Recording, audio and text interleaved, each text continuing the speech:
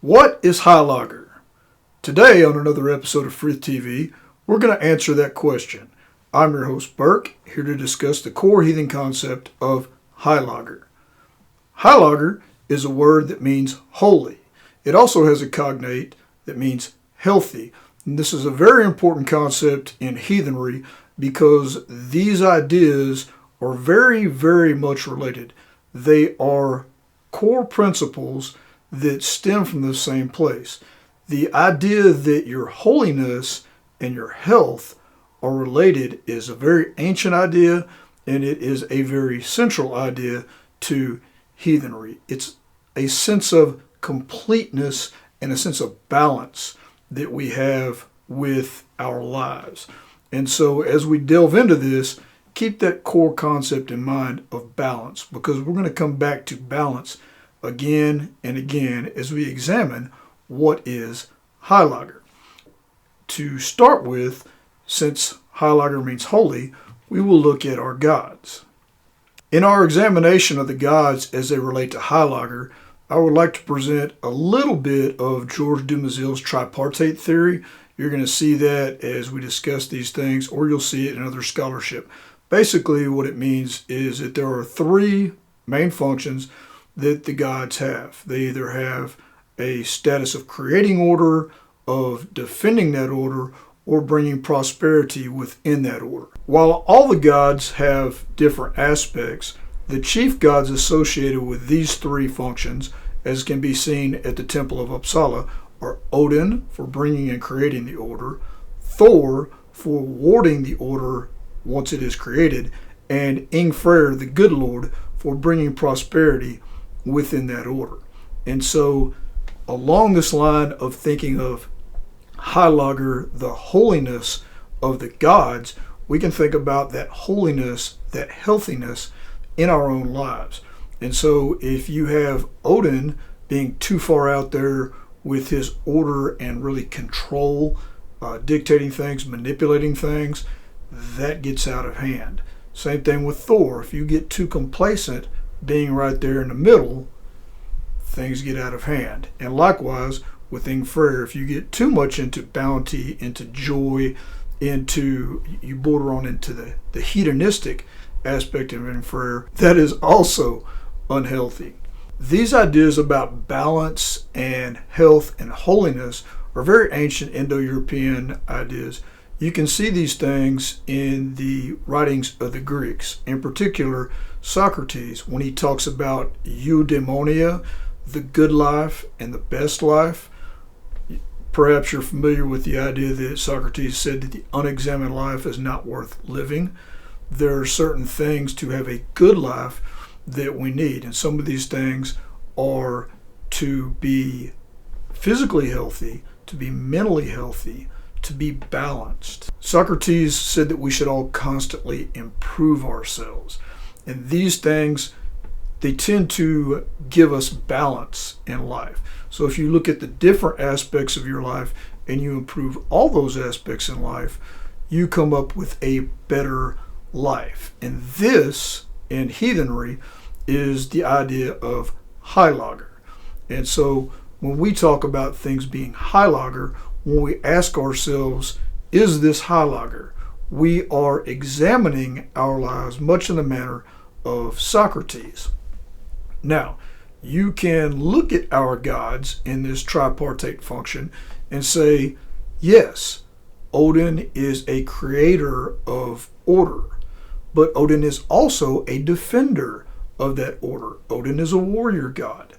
Odin is also a god of beneficence. He is the merchant god. He is the god of cargoes. So he does bring prosperity within that order. And as long as Odin is balanced in that, then we have a good thing. Same thing with Thor. Thor has the warrior aspect because when Thor is called upon to defend Midgard, he shows up with his hammer. But he is also married to Sif, the goddess of the corn, the goddess who brings prosperity. He is a fisherman, and Freyr's father, Njord, was associated with the sea. And so Thor shares those two connections for bringing bounty into this world. And likewise with Freyr. Freyr was a great warrior.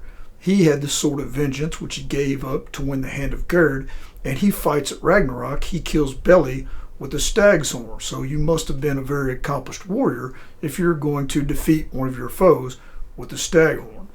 Likewise, he also creates order with his relationship to the Garth, as Ingfreyr, the Meadow Lord, who creates that Garth. And so we'll touch on this later when we discuss Freeth and the role of the Garth in Freeth. But like the gods, we must model ourselves upon them and not give way to this modern cult of the specialist. And you see this nowadays in society where people try to narrow things down and whittle things down. Socially, politically, it's a very useful tool of control for people who want to be controlled, but that's beyond the scope of what we're talking about. One of the best examples I can give you of this idea of specialism is with vehicles today. If you look around at vehicles, you'll find a lot of them nowadays that are very, very highly specialized. The first thing that comes to mind is sports cars. They're very good at what they do. They're very fast. They can accelerate very well. They can brake very well, but they don't have a lot of room and they don't get very good gas mileage. You wouldn't want to go on a shopping spree in a Corvette. At the same time, you don't want to go out on a nice Sunday drive and enjoy a back road in a minivan as much as you would in a Corvette. Even with things like trucks and off-road vehicles, you see what we call trailer queens versus pavement princesses. Here in Texas, they have a lot of jacked up trucks that never get off the road. They call them pavement princesses. A lot of them don't even have tow hitches. A lot of them you'll see with the big mud tires on 35s, even 37s, and they're two-wheel drive trucks. They're incapable of pushing those vehicles when they get off the road. And you will see vehicles that are specifically trailer queens. A lot of these are mud buggies. People put these huge wheels on these Jeeps and they have to tow them to the places where they go off-road on trailers because they are so inefficient and so difficult to control on a road at highway speeds that they're useless. But when you take them off the trailer and go off-road through creeks, rivers, mud bogs, they're outstanding. They can't be beat. They can't be stopped. And they are capable of really awesome things. But that is specialism. And you need more than just that specialist vehicle. Because, as pointed out, you can't get to the place you're going in that mud Jeep without putting it on a trailer, which is in turn pulled by a truck, which actually has a hitch and the capability of towing that vehicle at its rated capacity. And so this balance that we see in vehicles is a sort of balance that we need to bring to our lives. And so when we examine these things, we have to ask ourselves, is this endeavor that we're engaging in, is this Heilagr? Is it good for me to work out?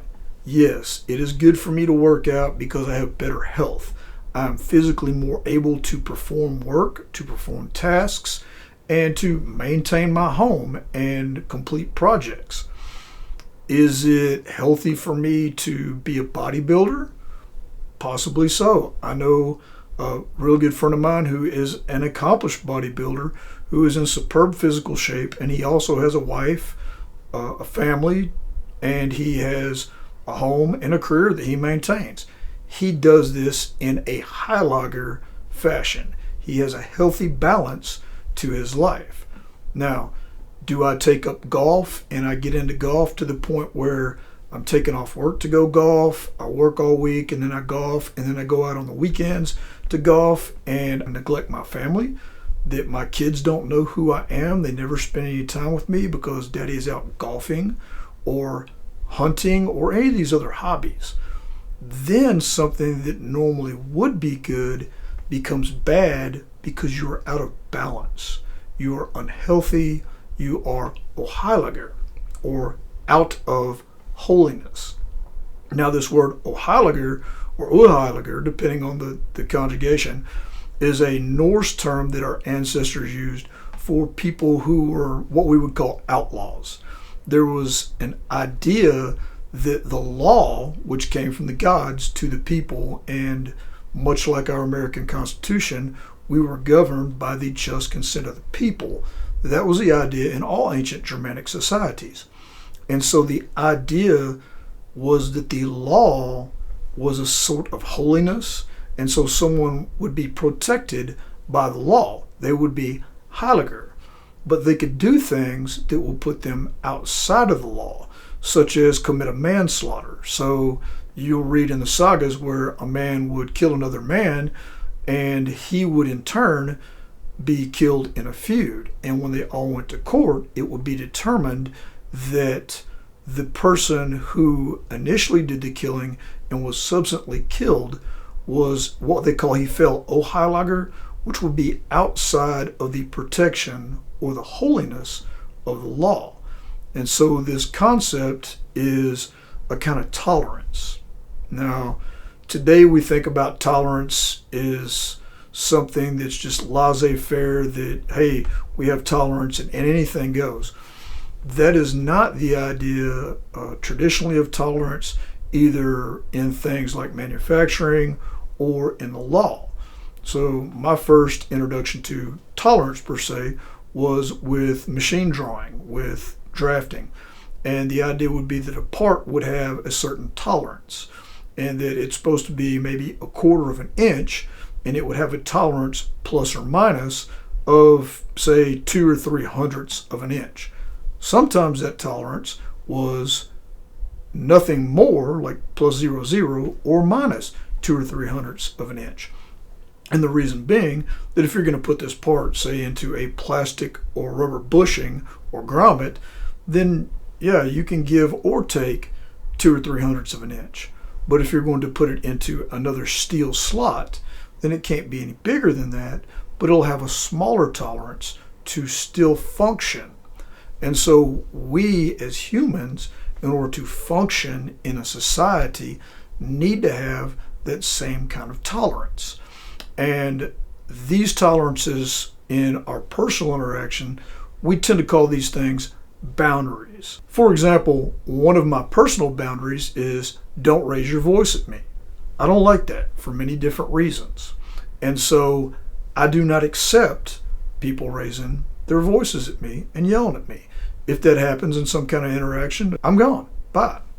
However, there are tolerances to these boundaries, so that perhaps if we are driving down the road and somebody sees a vehicle coming on from the side that I may or may not see, and they raise their voice and yell at me, well, that is within my tolerance for that boundary. And likewise, we have the same thing with the law, going back to manslaughter cases.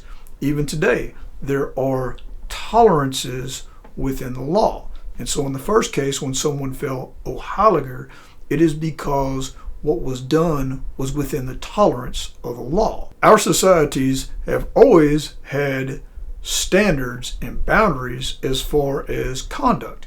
One of these things, one of the biggest things, is, hey, we don't kill each other. We don't do this. This is bad. However, we have traditionally had tolerances for these things.